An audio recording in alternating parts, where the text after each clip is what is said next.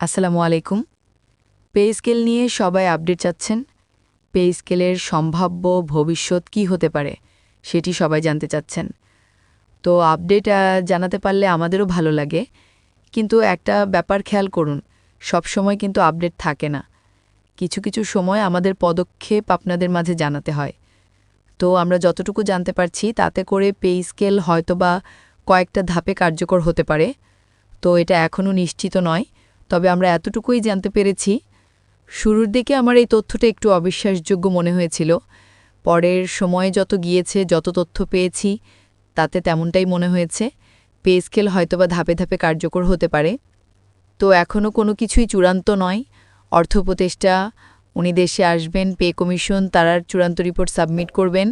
তারপরেই আসলে বোঝা যাবে আসলে পে কমিশন বা অর্থ মন্ত্রণালয় তারা আসলে কি করতে চাচ্ছে। তো আমি আমার আগের ভিডিওতে একটা কথা বলেছিলাম, সবাই পে স্কেল নিয়ে আপডেট জানতে চান। আমি আবারও রিপিট করছি, পে স্কেলের আপডেট কিন্তু প্রতিদিন তৈরি হয় না। তো আমি আমার আগের ভিডিওতে বলেছিলাম যে পে স্কেল কার্যকরের আসল কাজ তখনই শুরু হবে যখন পে কমিশন তাদের চূড়ান্ত রিপোর্টটা জমা দিবে। পে কমিশন অনেকেই আমার কাছে জানতে চেয়েছেন যে যারা শতভাগ পেনশন সমর্পণ করেছেন তাদের পেনশন পুনঃস্থাপন এটি 10 বছর হবে কিনা। আমরা এই তথ্যটা জানার চেষ্টা করেছি।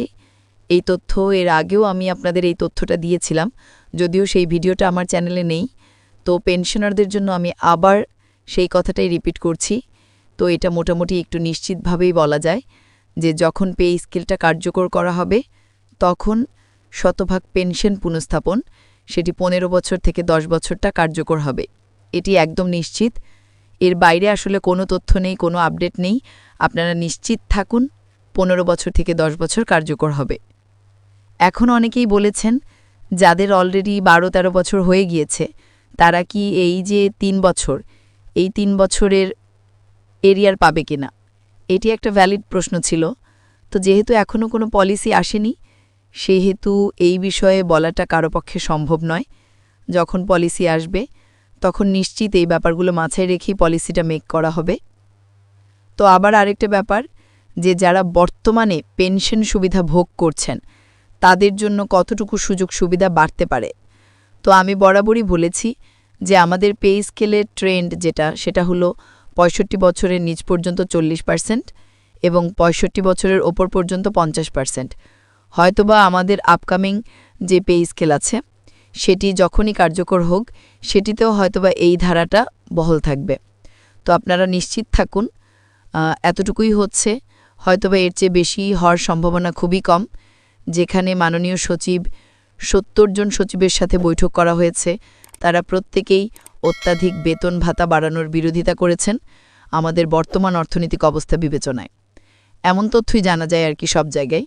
তো সেই দিক থেকে আসলে বলা যায় যে পেনশনের হার যেটা আমরা বাড়ানোর দাবি করেছিলাম সব সময়, সেই পেনশনের হার হয়তোবা এর চেয়ে বেশি খুব একটা বাড়ছে না। তো আনুতোষিকের ব্যাপারে অনেকেই কথা বলেন। তো আনুতোষিক বাড়াটা একটা যৌক্তিক দাবি। দেখুন, দীর্ঘ 15 বছর ধরে আনুতোষিকটা বাড়ে না। তো সেই 230 টাকা ছিল, সেই 230 টাকাই রয়ে গিয়েছে। সময় পরিবর্তন হয়েছে, সময়ের সাথে সাথে আমাদের অর্থনৈতিক অবস্থার পরিবর্তন হয়েছে, কিন্তু দিন শেষে আনুতোষিক 230 টাকাই আছে। তো আমরা যতটুকু আশা রাখি, প্রত্যাশা রাখি, এটা নির্দিষ্ট কোনো আপডেট নয়। তো আনুতোষিক হার অবশ্যই বাড়বে। আনুতোষিক হার বাড়াটা একটা যৌক্তিক দাবি, তো সেটি উচিত, সেটি হয়তোবা বাড়বে। আবার পেনশনারদের পেনশনাররা যেই মেডিকেল ভাতা পাচ্ছেন, বর্তমানে যারা চাকরিজীবী আছেন তারাও যদি একই হারে মেডিকেল ভাতা পান, তো সেটি আসলে জাস্টিফাইড হয় না আমার দৃষ্টিতে। যেহেতু পেনশনাররা তারা অনেক সুযোগ সুবিধা পান না, তারা অবসরে চলে যান, আর সুযোগ সুবিধা পাবেন না এটাই স্বাভাবিক। যেমন বাড়ি ভাড়াটা পান না, তারপরে পূর্ণ বেসিকটা পান না। তারা যেই বেসিক সেটারও 90%, তার অর্ধেক হিসেবে তারা পেনশন পান। তো তাদের পেনশনের হার কিন্তু খুবই কম, এটা বলা যায়। হঠাৎ করে চাকরিরত অবস্থায় যে আর্থিক সুবিধাটা পাচ্ছিলেন সেখান থেকে হঠাৎ করে তাদের পেনশনের পরিমাণ ফল করে। তো সেই দিক থেকে তারা আর্থিকভাবে অনেক হঠাৎ করে একটু আনস্টেবল অবস্থার মধ্য দিয়ে চলে যান। তো সেই দিক থেকে আমার প্রত্যাশা থাকবে, আমার দাবি থাকবে, পেনশনে মেডিকেল ভাতা যেন উল্লেখযোগ্য সংখ্যক হারে বাড়ানো হয়। কারণ একটা মানুষ বয়স হয়ে গেলে সে কম খেয়ে বাঁচতে পারবে, কিন্তু অসুস্থ হয়ে গেলে সে ট্রিটমেন্ট ছাড়া বাঁচতে পারবে না। এই কারণে আমার মনে হয়েছে তাদের পেনশনে মেডিকেল ভাতাটা মডারেট হারে হওয়া উচিত। অর্থ উপদেষ্টার সাথে এবং পে কমিশন চেয়ারম্যান মহোদয়ের সাথে বৈঠককালে আমাদের প্রধান উপদেষ্টা বলেছেন যে স্বাস্থ্য বিমাটা চালু হওয়া উচিত।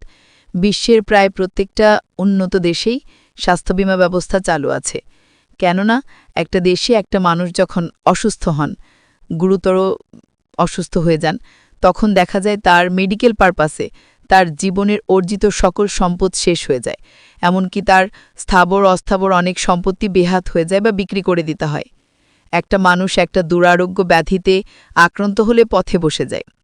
তো এই ক্ষেত্রে স্বাস্থ্যবিমা চালু হওয়াটা খুব বেশি যৌক্তিক এবং জোরালো দাবি হওয়া উচিত।